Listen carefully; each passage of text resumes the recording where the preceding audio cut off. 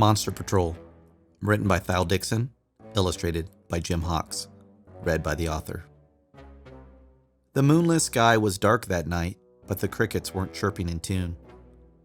The street was so silent each breath could be heard as Sam lay asleep in his room. A dark van pulled up and screeched to a halt. The side door slid open to stay. Two figures moved quickly like snakes up the walk, avoiding the lights on the way. Climbing the drainpipe to get to the roof, they crept to Sam's window to look.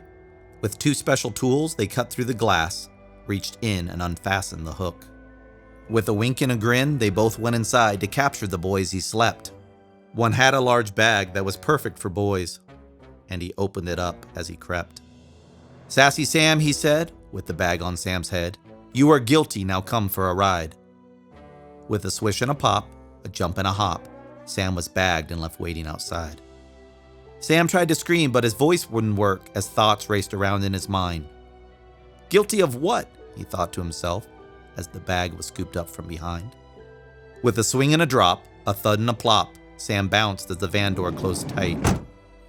Then just like it came, the van sped away, back to the dark of the night. Down by the river, the van stopped to park, and the rear doors swung open again. From inside the bag, Sam felt like a lamb being dragged by a wolf to his den. Tears wet his cheeks as he tugged and he pulled, hoping to get himself free. When a voice broke the silence, "Sam," it roared, "tonight you will listen to me. For sassing, whining, and just talking back, we've been ordered to take you tonight.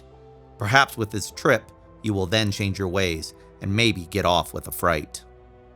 Your mom may be strict, but she makes the call. She's your mother and she is the boss. So before you talk back, just remember this sack, or we'll likely come give you the toss." The one simple goal of the Monster Patrol is to help kids give parents respect. And for those kids that don't, or should we say won't, we make things a bit more direct. "Sassy Sam," he said, "the time is now. Tomorrow you will go make things right." And then with a toss from the edge of the bridge, Sam awoke in his bed with a fright. Sam thought of his actions the morning before when Mother had called him for school. He had caused quite a stir and said hurtful words. He had broken Mom's #1 rule. Today will be different, Sam thought to himself as he realized how much he's been blessed. He looked at his room, he took a deep breath, then he quickly got up to get dressed. The light of the morning sun filled the sky. Hot breakfast smells littered the air. Sam ran to the kitchen for something to eat, but today he was much more aware.